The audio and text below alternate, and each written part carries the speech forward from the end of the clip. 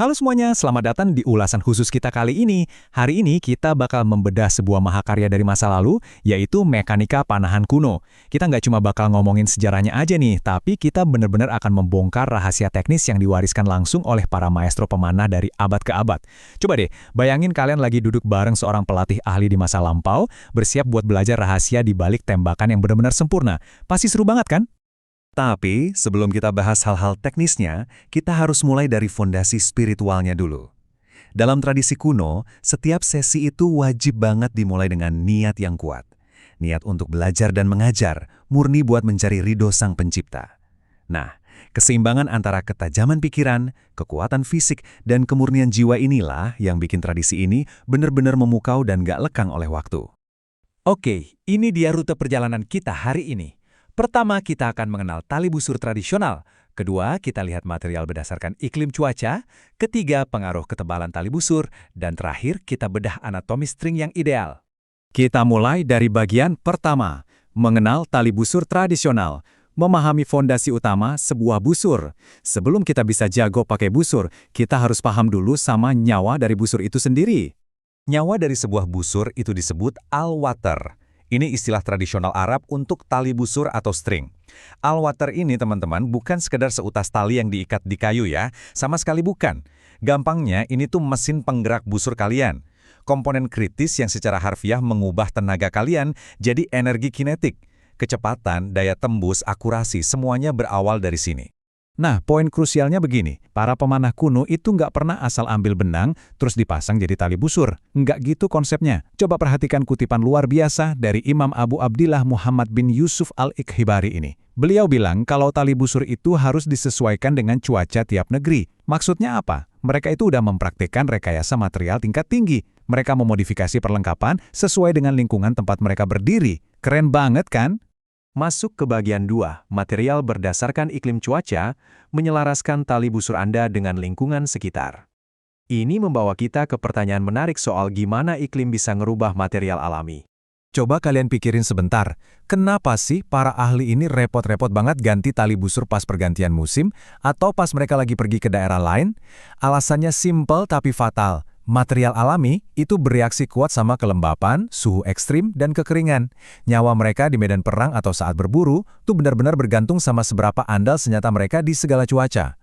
Yang bikin melongo, catatan kuno ini tuh memetakan material dengan iklim global secara super akurat. Ini ibarat kita ganti ban mobil khusus buat musim dingin loh. Kulit zebra atau keledai liar misalnya, itu diburu pasca musim dingin karena kulit mereka lagi tebal-tebalnya. Terus kalau cuacanya panas banget, mereka bakal pakai kulit kambing atau bahkan urat tendon hewan yang memang juaranya nahan suhu terik.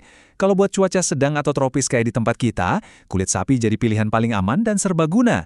Buat sutera, ini material premium yang bisa dipakai di segala cuaca, tapi bikinnya susah setengah mati.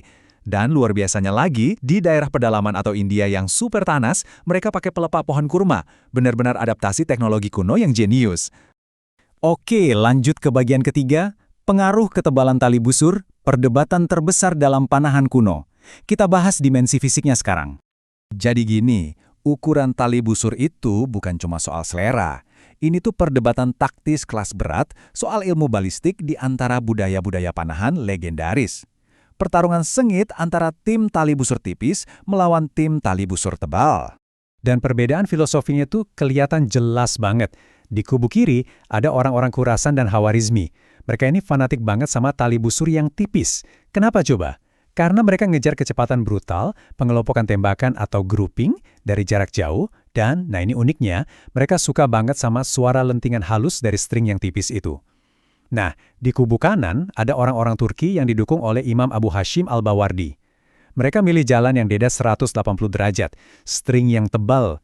Fokus mereka adalah stabilitas absolut, raw power, dan daya tembus yang mematikan buat jarak dekat. Beda banget kan strateginya?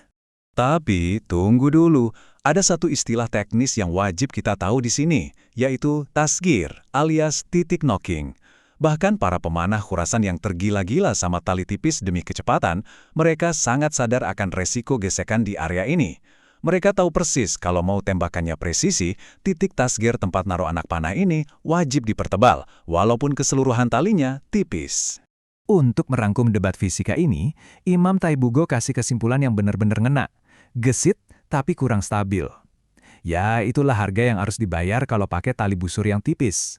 Hukum fisika dasar ini udah dihatamin sama cendekiawan masa lalu. Semakin ringan talinya, semakin kenceng dorongannya, tapi arah terbang anak panahnya jadi sedikit lebih liar.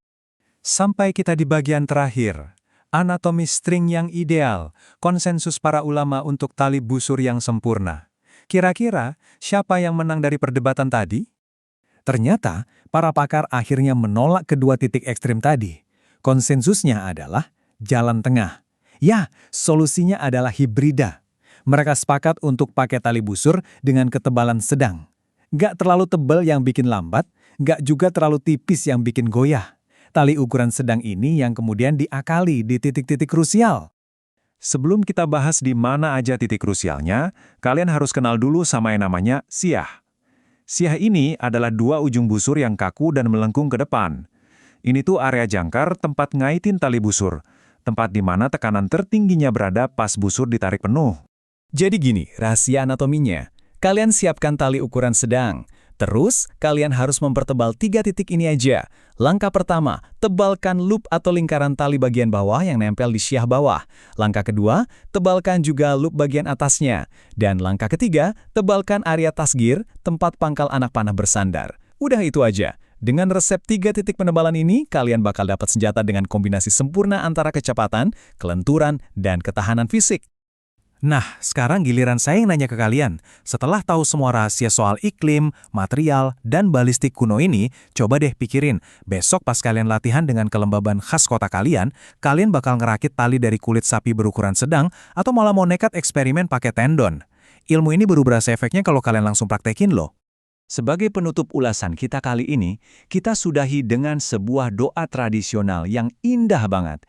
Kita titipkan semua ilmu yang udah kita pelajari hari ini kepada sang pemilik ilmu, supaya suatu saat nanti, pas kita butuh, entah itu di lapangan panahan atau di kehidupan sehari-hari, ilmu ini bisa kembali ke kita. Pikirin deh, kalau orang-orang zaman dulu aja bisa sepintar dan sedetail ini ngerancang seutas tali, kira-kira rahasia epik apa lagi ya yang masih tersembunyi di balik lengkungan busur mereka? Terima kasih udah ngikutin ulasan kali ini. Tetap semangat berlatih dan sampai jumpa di pembahasan seru berikutnya.